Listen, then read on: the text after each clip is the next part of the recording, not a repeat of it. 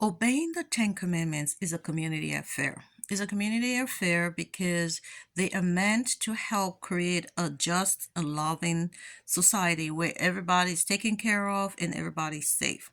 It's a community affair which requires us to teach both community as well as individually. Okay, so that the family becomes the unit through which you are raising people to maintain the standards, right?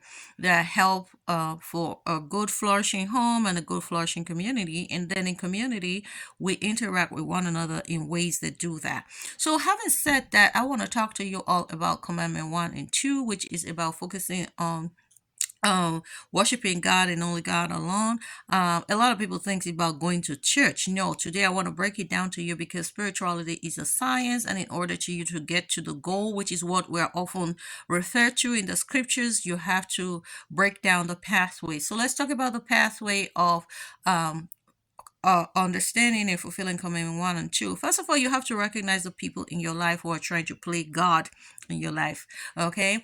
Commandment 1 and 2 says, do not recognize idols, do not worship them. So, what is an idol? We have been falsely taught and erroneously taught is to think that idols are, that the idols that the gods are talking about is a wood. Can you imagine the big old gods up there?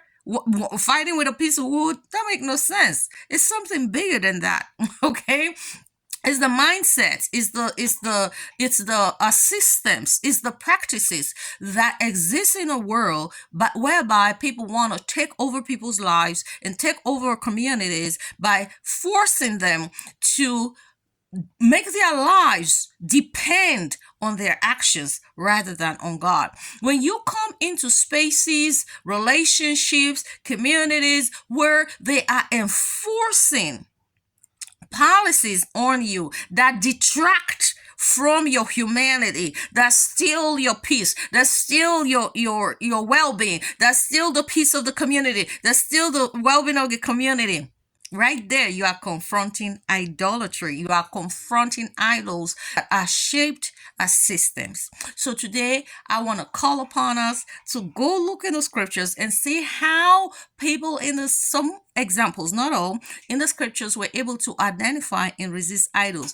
The example of the Hebrew midwives who resisted the idolatry of the Egyptian administration that made a law to kill all Hebrew immigrants' sons, right? I want you all to think about that.